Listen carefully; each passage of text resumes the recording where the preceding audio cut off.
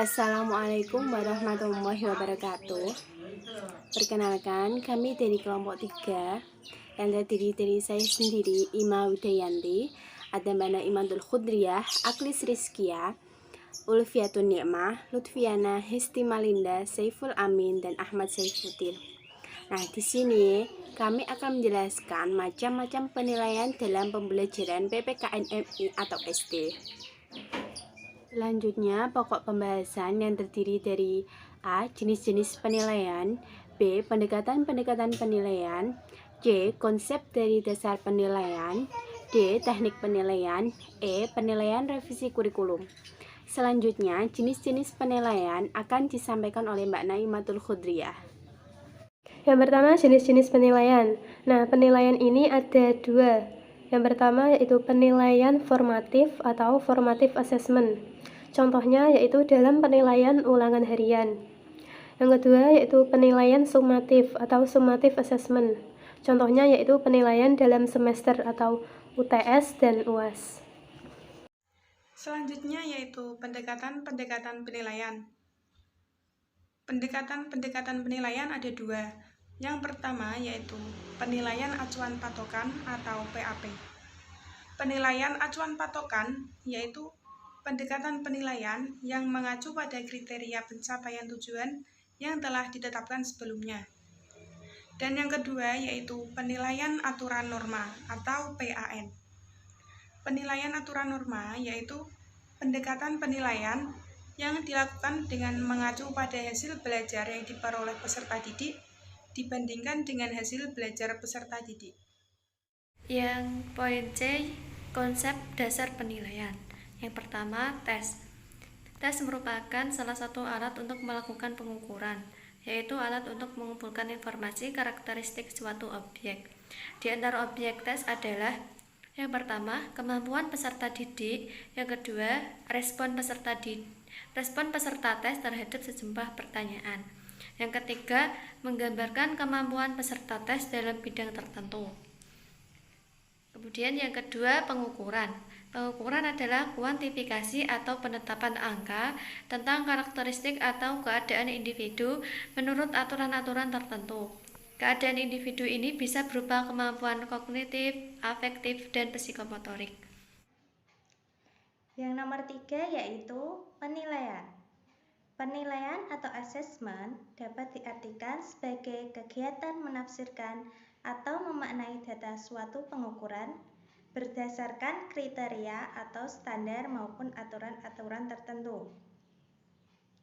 Dengan kata lain, penilaian dapat juga diartikan sebagai pemberian makna atau ketetapan kualitas hasil suatu pengukuran dengan cara membandingkan data hasil pengukuran dengan kriteria atau standar tertentu. Dan yang keempat yaitu evaluasi. Evaluasi merupakan suatu proses menyediakan informasi yang dapat dijadikan sebagai pertimbangan untuk menentukan harga dan jasa dari tujuan yang ingin dicapai.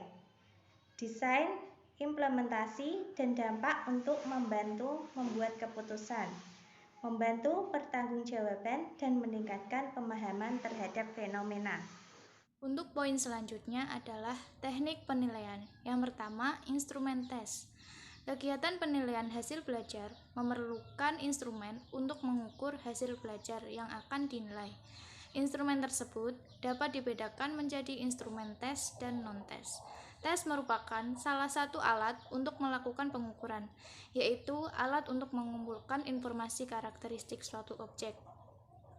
Dalam pembelajaran objek ini bisa berupa pengetahuan maupun keterampilan siswa. Tes merupakan bagian tersempit dalam penilaian.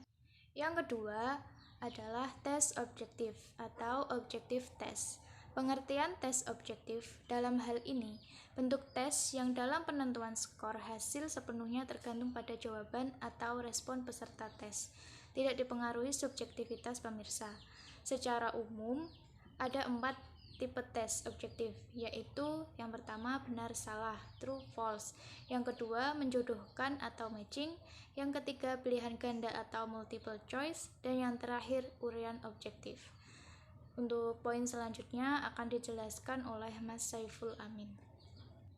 Penilaian hasil belajar tidak hanya dilakukan dengan tes, tetapi dapat dilakukan melalui alat atau instrumen pengukuran bukan tes, seperti pedoman observasi baik berupa checklist maupun rating scale, angket, skala sikap, dan rubrik penilaian.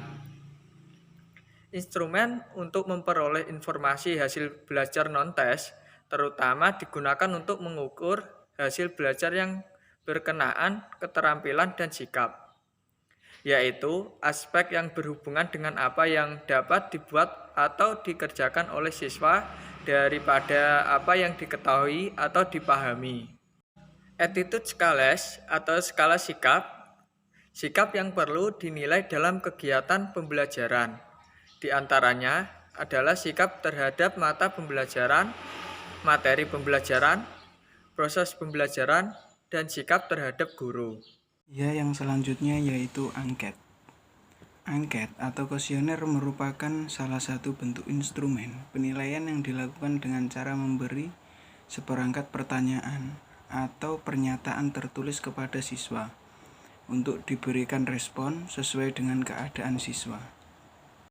Yang selanjutnya yaitu poin E, penilaian revisi kurikulum 2013. Ada 3 macam penilaian yang ada di kurikulum 2013 yaitu A. Penilaian pengetahuan, B. Penilaian sikap, C. Penilaian keterampilan. Sekian penjelasan dari kelompok kami tentang macam-macam penilaian dalam pembelajaran PPKN, MI atau SD. Apabila ada kesalahan atau tutur kata yang kurang berkenan, meminta maaf sebesar-besarnya. Terima kasih. Wassalamualaikum warahmatullahi wabarakatuh.